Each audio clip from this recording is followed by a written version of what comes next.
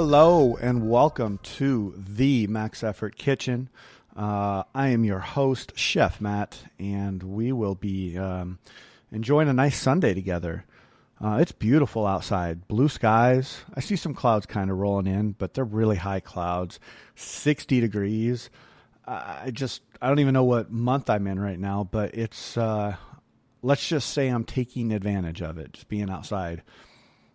Yesterday it was a perfectly rainy day, and it was beautiful because I didn't do anything at all.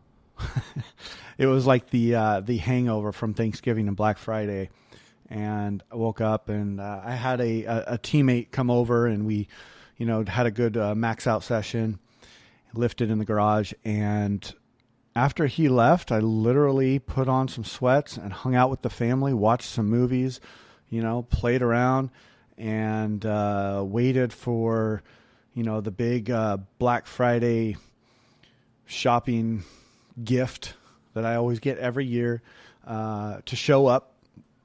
And it was the Oculus Quest 2, which is a ton of family fun. I highly recommend it. It's only 2 days in, but it's a good time. It really is. We as a family, we like to go to those VR cafes and, rent a space and play the games and have a good time. And it's just, now we don't have to go rent the space and, pay, $15 per person plus $40 an hour. It's just like it all kinds of adds up. So given that we regularly do that, like, why not just have that at our house so we don't have to do that? Seems like a smart investment. Anyways, I digress here. It's been a great holiday weekend for us. I hope everybody had a wonderful Thanksgiving. I would love to hear the feedback if any of the recipes worked, if anybody used the recipes, how the turkeys turned out.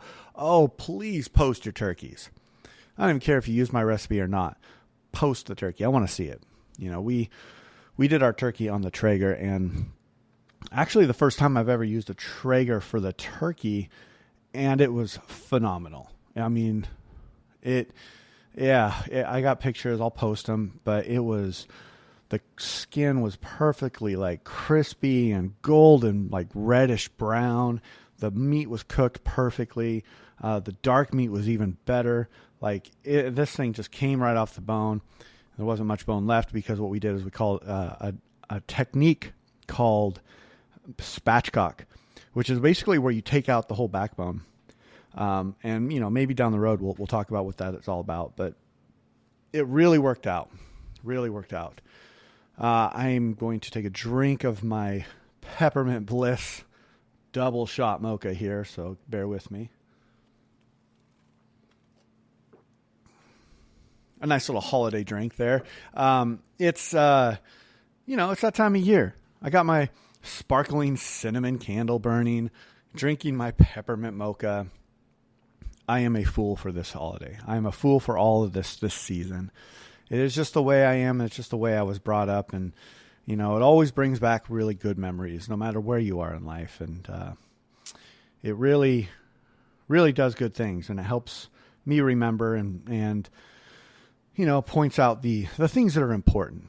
The things that are important. And it's not so much the gifts. It's not so much, the food or whatever. And I do like the food, but, it's about family. And it's about being around people you love. It's about helping people. And,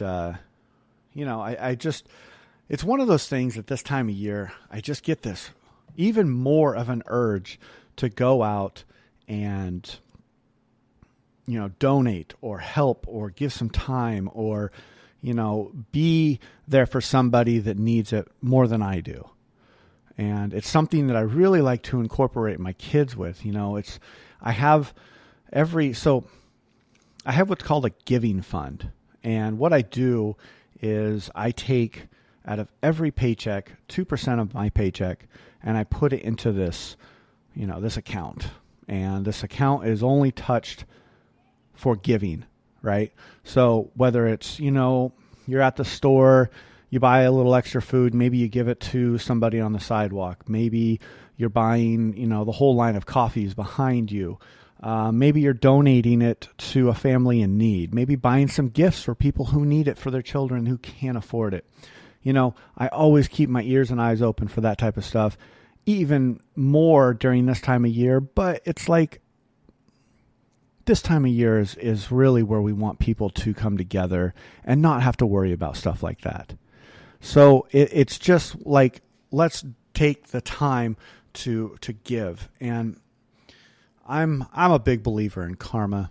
And I'm a big believer in, you're going to get what you put out. And like I'm saying, this is not the only time of year because I have this count all year around. And I'm not really saying this to sit there and gloat about what I'm doing, but maybe trying to inspire somebody. Let's get out there. Let's donate some food. Let's donate some time and go, help people in need. Let's go buy a toy or two and give it to a toy drive. It's just one of those things that we can really embrace in this time of year. And maybe it can bleed over into January. And then maybe next year it'll bleed over into February. And then so on. They say, who's they? I don't know. But you hear that it takes at least 7 times of doing the same thing, of repeating the same process, of repeating the same idea to make it a habit. So get out there this holiday season and make it a goal. Donate seven times. Do something for somebody else that is unsolicited 7 times. And I'd be interested to see and hear feedback from that because it's really, for me, it makes me feel good. But I don't want to talk about what I do. So I just want to hopefully give somebody some inspiration to get out there and do that. So I incorporate my kids with it too. And every year after Thanksgiving, we do, my daughter and I have been doing for probably, she's 11, for about 6 years, no, about 5 years. I think it's 5 years. We get up really early and we say we're going, and I'm doing air quotes right now, Black Friday shopping. Well, to be honest with you, we hit maybe 3 stores and then we go to breakfast and maybe have some donuts and get coffee. And it's really just a bonding session. But we, in the process of that, we do a little bit of donating and we find somewhere to give. And it's always a really, really, really good time. And it's, I'm really just trying to install that into my kids, because as a human race, we need to be more forgiving.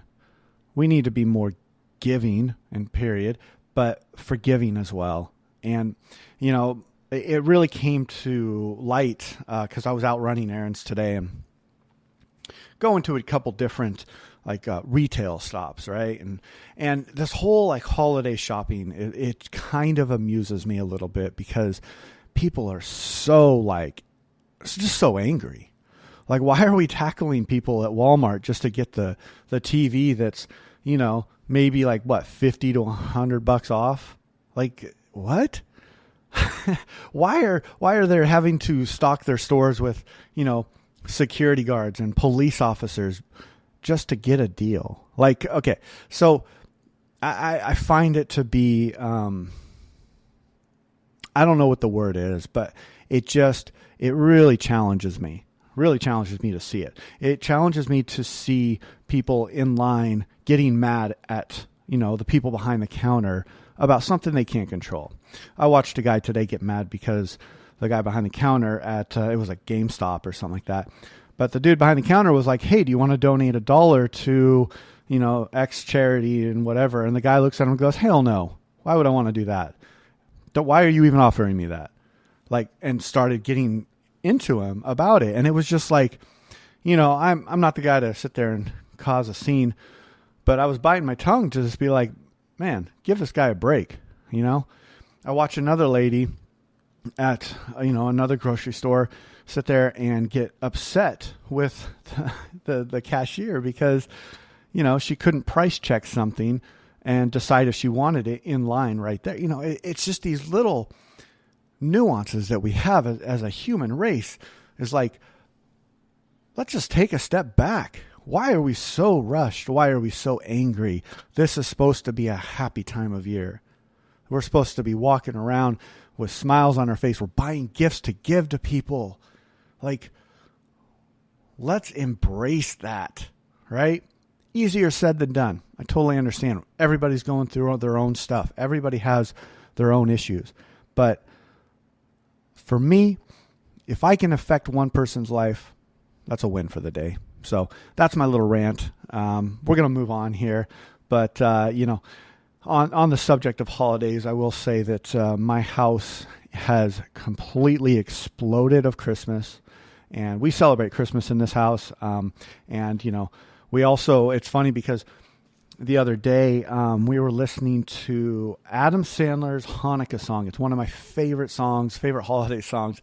And my 7-year-old son goes, "Dad, what's Hanukkah?" And so I explained to him, the difference between Christmas and Hanukkah and all that. And he goes, well, can we celebrate that too? And I was like, heck yeah, man. Why don't we do that? So this year it's interesting, because we're not doing it for any type of reason but educating our kids, right?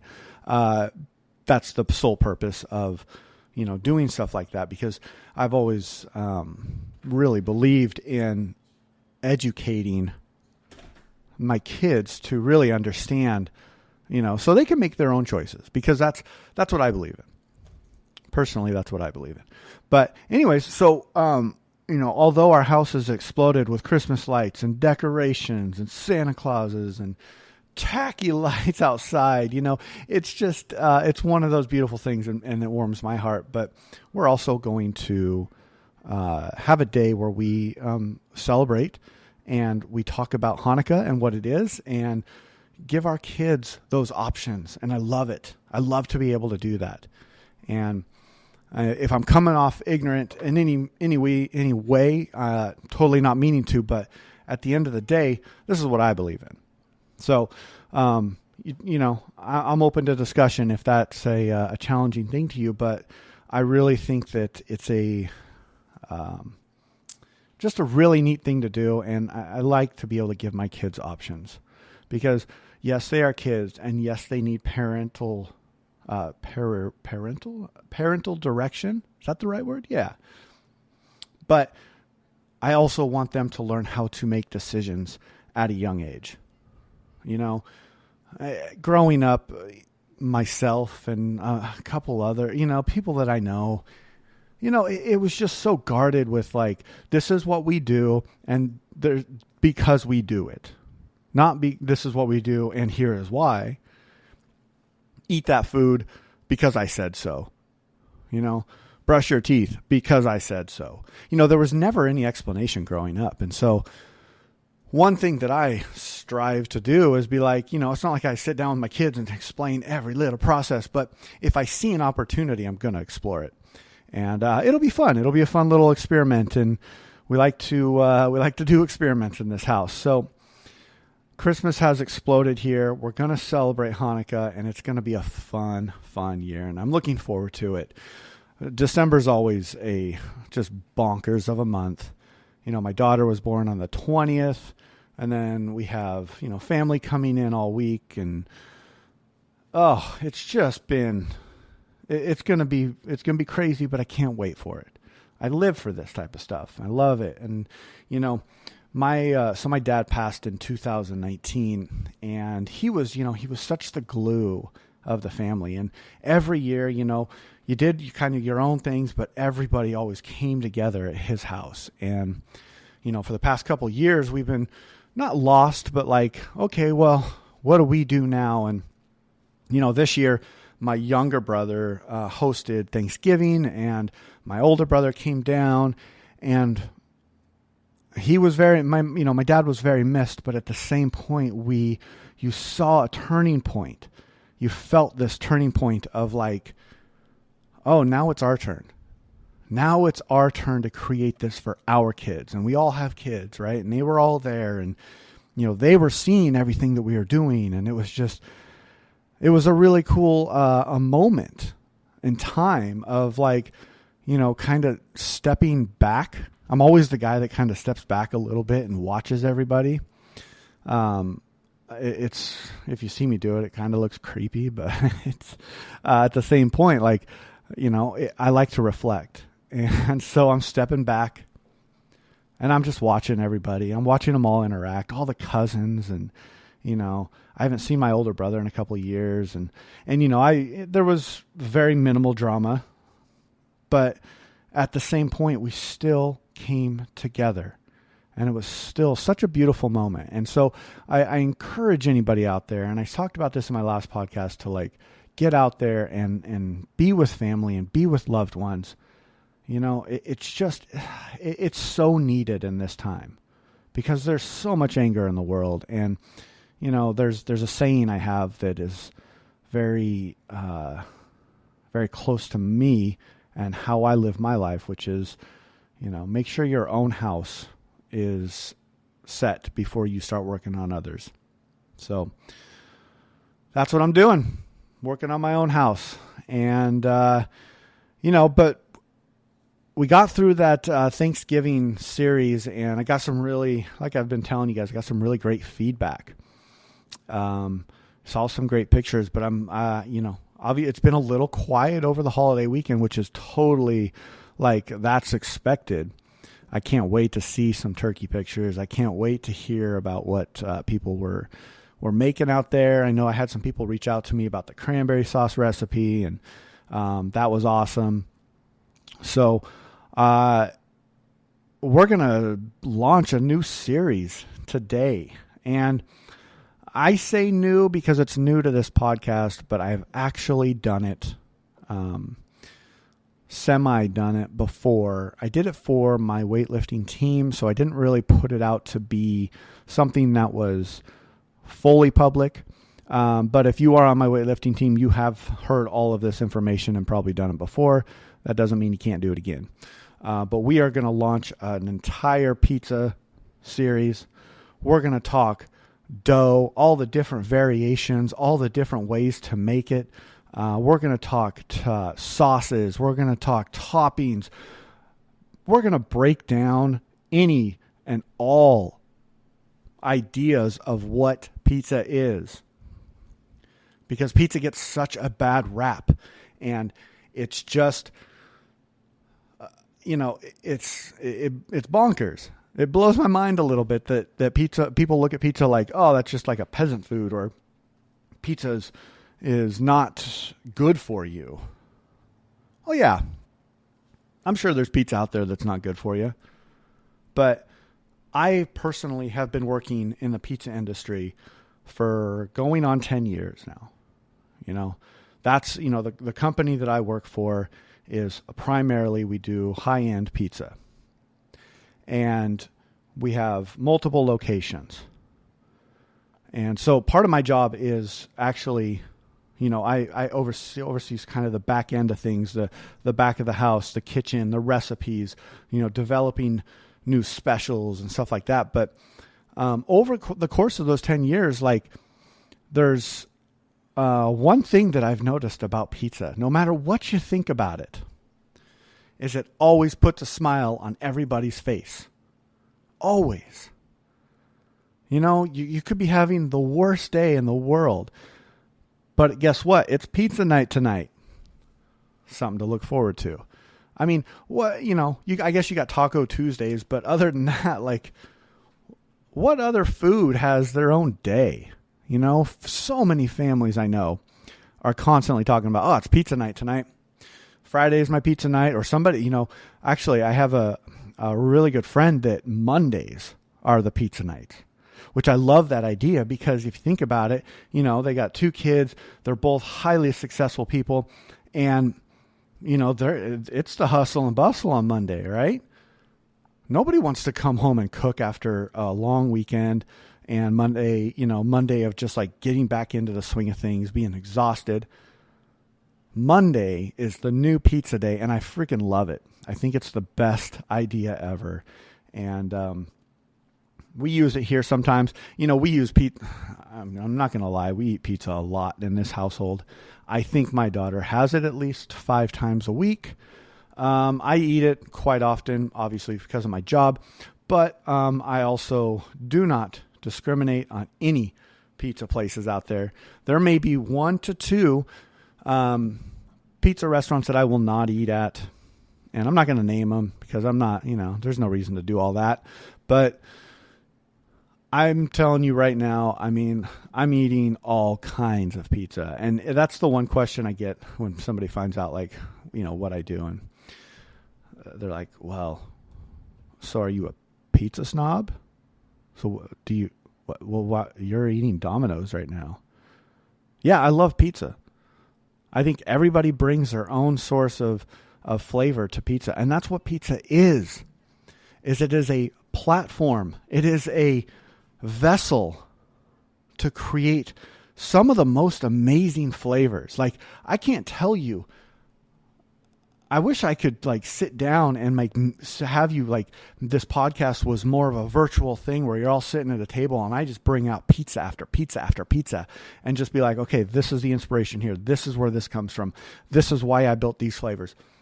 But you want to talk about hitting the 4, all the food groups. There's more than 4 food groups. I do know this. Side note. But do you want to talk about that? Let's put some vegetables on pizza. Let's put a salad on pizza. Let's, make sure we got our meat, our sauce, our cheese. Let's make it high quality stuff. Let's not do the processed and, keep it down to 3 toppings. So these are all kinds of things we're going to explore. But I'm so excited. This is my wheelhouse, and this is really where I shine. Pizza is my life. You hear people say that a lot, but aside from, my kids and my wife, and, maybe some of my extended family, I love pizza through and through, full-heartedly. You're just not going to take it out of my life. I will fight somebody. There was a time and day where I was eating a medium pizza for lunch 5 days out of the week. And, that's a tough thing to do sometimes. I had to hit the platform or, the gym extra hard, but it's just it comes and goes. But I always, every week, there's a pizza in my meal plans. There's a pizza, there's all kinds of flavors, and it's really something that I'm so excited to launch and to talk about and to really just share the knowledge and see if I can't help somebody make some really good homemade pizza, because I think that's something that's really undervalued is the homemade pizza. Look at it this way. Our ovens, any home oven gets up to 500 degrees. Shoot, you really only need 450, 475, but if you're brave, go up to 500. You go onto Amazon, you type in a backdoor or backyard pizza oven, and there's all kinds of options. I have a little backyard pizza oven that, it cooks a 12-inch pizza at just one at a time, but we don't really need more than that.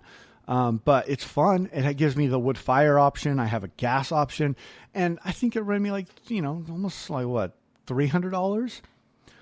But at the same time, homemade pizza is more accessible than it ever has been. And I don't know if you've read any of the, food blogs, or I think there's a New Yorker that called Portland the pizza capital of the United States right now. I don't know the exact statistics, but we have some damn good pizza in this town. I'm talking we have some of the best pizza I have ever had. And everywhere I go, whenever I travel, one of the things I always do is find a pizza place and I try it, and it's up for debate at that point. But, I'm telling you, if you're ever in Portland, you need to call me up, because I'm going to take you around and I'm going to show you some of the best pizza in this country. I can't say the world because I am not a world traveler. I think I've been out of the country once, and that's in Australia. So obviously didn't try any pizza down there. I was only 18 years old at that point. But what I'm trying to get the point across is that we have serious pizza to be seriously considered here in Portland. And I look forward to debating that with anybody who wants to debate me.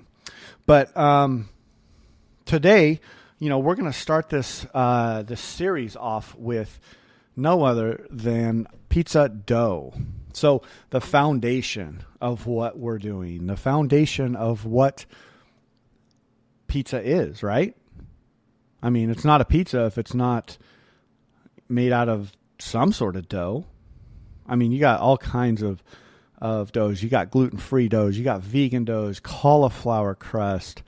We're not going to learn how to make any of that stuff here. We're gonna talk about the real deal, the pizza dough that were made from flour, salt, sugar, oil, yeast. The things that really drive. I mean, and let me tell you something. If you ever want to experiment, go out and do, a hometown like pizza tour. So what that means is like go and, once a week, try a different pizza spot in your hometown. Now, if you only have one in your hometown, then, try multiple pizzas from there. But, one of the things I did when I first started with this restaurant group is that my wife and I took, I think it was within the first year, we did what's called a pizza tour around Portland. And back then it was a little less populated with pizza, but still enough to do a full 7 week. Every week we did 2 different shops, and, I did it for a couple different reasons, but mainly because I wanted to learn the industry. I wanted to learn pizza. I wanted to see what people were making out there, different types of doughs. And it wasn't just going in and ordering a pizza and going home and taking it and eating it. It was going in, it was talking to the people behind the counters. It was, showing interest in what they were doing. I think there was one place I even asked if I could go back in the kitchen and see how they make it, because they were making their pizza dough with lard. And if any of you out there understand or work in the pizza industry, tell me why people are putting lard in their pizza dough. It's beyond me, but I'm not gonna knock it because it was still good. But it's not needed, in my opinion. But anyways, I digress. Back to what I was saying is that we took what we called the pizza tour, and we would do slices, we would do full pies. It just all depended on the day and where we were at, but it was so much fun. We documented it. We took pictures at each place. We made contacts, we made friends, and it was just such a cool experience, and it really kickstarted this idea or feeling of love for pizza that I've had. And one of the things, and the reason why I'm telling this story, is one of the main things that really stuck out is every single place I went, the dough was just a little bit different. And, if you've listened to any of these series, you know that things are affected by what? Time and temperature. Dough is the exact same concept. Okay? Your dough is going to be affected by the amount of time that you let it ferment, the amount of time that you let it rise, the amount of time that you mix it. And then it's also going to be affected by the temperature of the water that you use and the temperature that you cook the pizza at. So, any golden rule and anything that's going to affect your outcome in this, culinary adventure, remember, time and temperature will always be one of the leading factors of what is making something different or what is going to affect something. Okay? I'm talking that is bare bones stuff right there. Time and temperature. If you're having a hard time remember it, just, get it tattooed on your forehead. I don't care what it is. But remember, time and temperature will affect. 100% always does. So with the dough recipes, we have a cold ferment, a 72-hour dough recipe, a quick ferment, a focaccia sourdough. What I'm gonna give you today is a recipe that is something you can make at home. Something your kids can get involved, or maybe you can do a friend's pizza night, and you guys can all make it. Now, I will say that this is a 2-day process. Okay, you must let this dough rise. You must take the time to let this dough do what it needs to do on its own, or else you're just not going to get the product that you want. So let's talk about that a little bit. So you kind of heard me spit off some ingredients before about what dough is. And the basic dough recipe is flour, salt, sugar, fresh yeast, olive oil, and water that's at a specific temperature. So this recipe, I'll read it off for you right now. It's 7 cups of flour. It's 1.5 teaspoons of salt. It is 1 teaspoon of sugar, 2 teaspoons of fresh yeast, 1/2 cup of olive oil, and 2.5 cups of water at 102 degrees. Now, you're probably thinking, like, what? How do I get 102? Do I need to boil it? No, you don't need to boil it. Most of our taps will get up to at least 110. So what you're going to do is you're going to take your little handy thermometer that I know everybody has out there, because everybody that listens to this show definitely has a thermometer in their kitchen. Side note, if you do not have a thermometer, go out to the store tonight. Any store sells them. $5. Get a thermometer in your kitchen. Bottom line. Okay, back to what I was saying. So there's a process in how we put this all together. You can't just all throw it in the bowl and be like, okay, let's mix it up. There's different ways of mixing it. There's different ways of storing it. It's, different times in which you let it rest. So I'm going to go through the process here. And there's a beautiful thing that happened about 9 months ago. I made a video on this exact recipe. So I will be posting that on Instagram, but you can also find it on my YouTube channel. And that's Max Effort Kitchen at Chef Matt. And that for some reason, that page is a little hard to find. That's why I don't ever send anybody there. But I will post the video and the recipe on Instagram. So first things first, we got 7 cups of flour. We have your salt. I want you to take your salt, your 1.5 teaspoons of salt, and I want right now to put your salt and mix it in with the flour. Okay. Because obviously what we are doing is measuring everything out. And so when you're measuring out your flour, you got your 7 cups. In that same container, I want you to take your 1/2 teaspoon, or teaspoon and a half, my mistake, and put it into your flour and just kind of swirl it around, make sure it gets dispersed. Okay. Then what I want you to do is get out your mixing bowl. And I'm going to go ahead and get my mixing bowls out, and that way we can all just kind of make this together. So let's go ahead and get that started. All right, and I'm back with my mixing bowl and all my mise en place. So we're going to take our water, and we're actually going to pour it in our bowl. And remember, we want this water at about 102 to 101, 102. And what that does is that just helps activate that yeast. And it helps everything rise up. And we'll talk about what the yeast do and how important it is to get those yeast, rolling. So we got our water into the bowl, and then we got our yeast. And what we're going to do is just lightly sprinkle it over. Just try to cover the entire top of the water. Okay. Got my yeast in there. Now we're going to put our 2 teaspoons, our 1 teaspoon of sugar. So put sugar in there. All right, got my sugar. So then we're going to take our whisk and we are going to whisk it up, okay? Whisk it up, make sure it looks like it's all getting mixed up, okay? Now, this is a process that's important because we want those yeast to really start munching on that sugar, because that sugar is something that really is going to help. Now, the yeast is going to eat the sugar. And so what happens, cue Alton Brown's yeast right now, by the way, because I have such a big production company here. No, but what happens is the yeast eat the sugar, right? They're like, oh, sugar. They're like your kids on Halloween. And all they want is like every piece of sugar you have.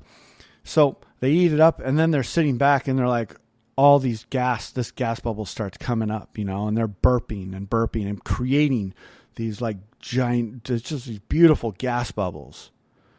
Those gas bubbles are so essential to making this pizza dough turn out in a very, very certain way. It's called the crumb factor, where the bottom of your pizza is nice and crunchy.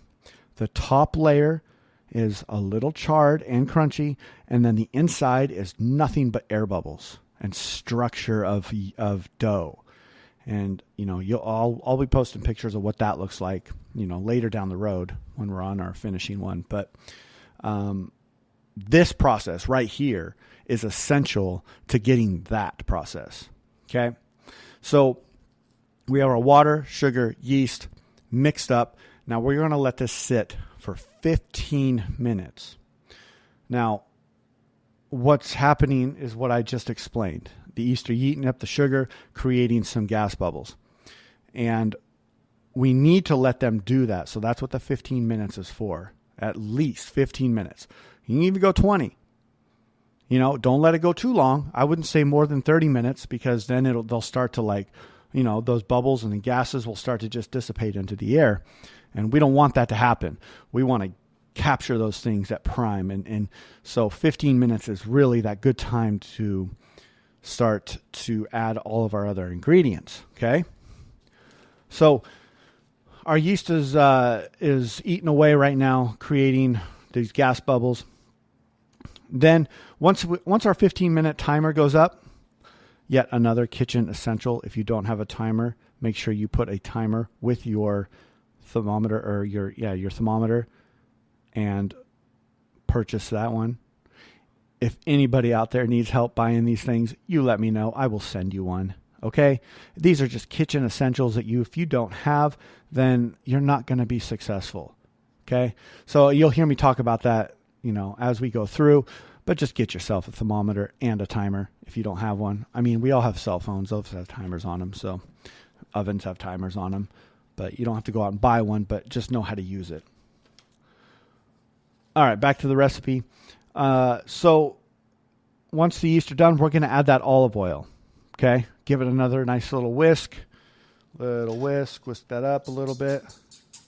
Okay. And then we're going to add our flour and salt mixture. And this is where things get really fun. Okay. So we're going to get that in there. I like to take my hands and kind of make it look like a claw and just swirl it around the bowl, right? Swirl it around, making sure that you're getting all the stuff off the edges. Start to make it into a ball. Use both hands. And once you have everything, semi into a ball and nothing is sticking on the edges of your bowl, then you're ready to start kneading. So you're going to take all of that stuff, you're going to pour it out on a clean counter.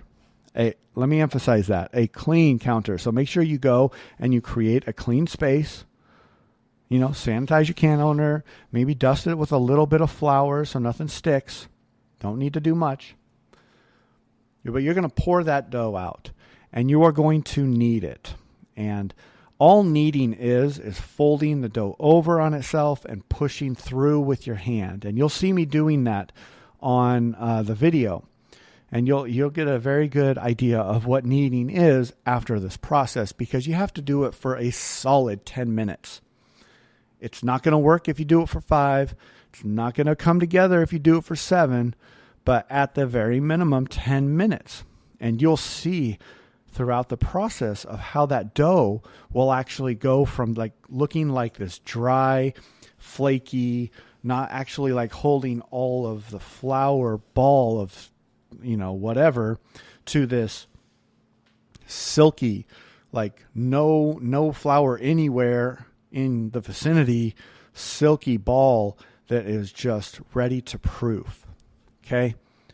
So knead that thing for 10 minutes. Now, as a disclaimer, I'm going to say if you are a KitchenAid person, you can do the same process with your KitchenAid and a dough hook. Okay.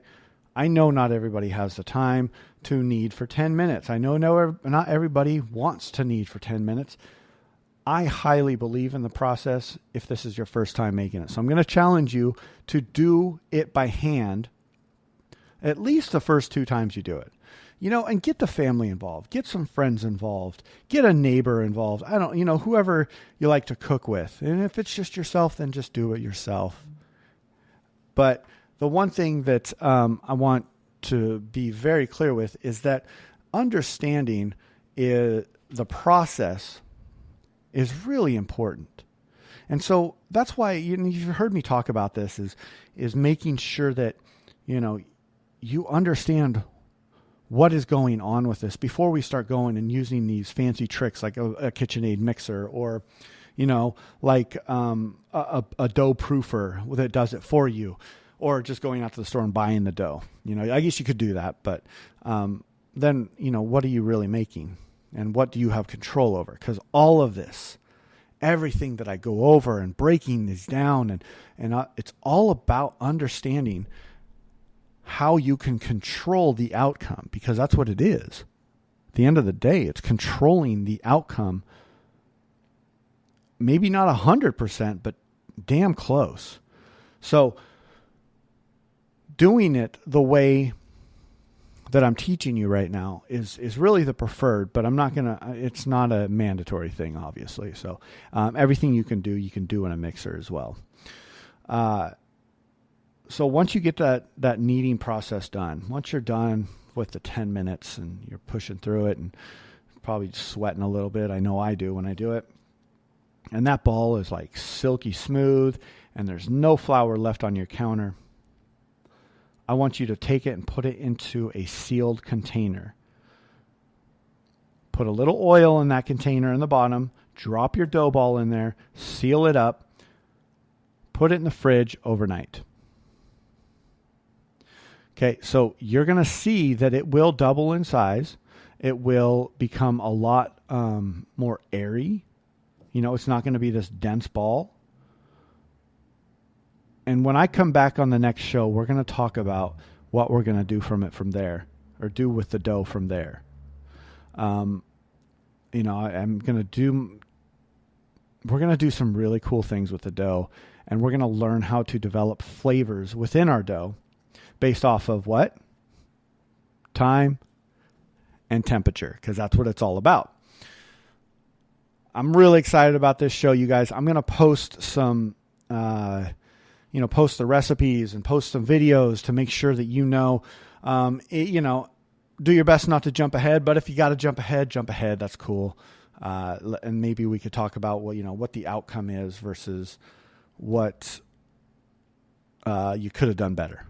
So anyways, you guys, I got to get going. I got family dinner coming up. I got to start cooking here in about, 45 minutes. We're doing chicken fajitas tonight.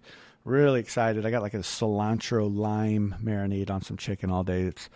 I'm super excited. Can't wait. It's smelling up my kitchen as we speak. But great show. I'm so happy to be back. It was a great holiday weekend, good long weekend, relaxing, lots of stuff going on, lots of good family vibes, lots of love. And that's the main thing. Surround yourself with people that you love, surround yourself with people that respect you, and, do what you need to do for yourself, because at the end of the day, when you're lying on that deathbed, not to get dark on you, but are you going to look back and say, I regret X amount of years of my life. Maybe, but at the end, just try to minimize that X. All right, everybody. Just remember, food is love. Give me a subscription or a subscribe, whatever you want to call it. I'm so old when it comes to this stuff, but subscribe to this podcast, share it. If you know somebody who would like it, share it. You don't have to subscribe. Just give it to them. Just tell them, hey, check it out. Check out my Instagram if you want to go do that. maxeffortkitchen@gmail.com if you want to be a little bit more, under the wraps of talking to me. I'm available. My website's coming up soon. So we'll be a little bit more streamlined videos, all that stuff. So look forward to that. All right, everybody. Have a great Sunday. Get out there, make some food. And remember, food is love. Have a great night.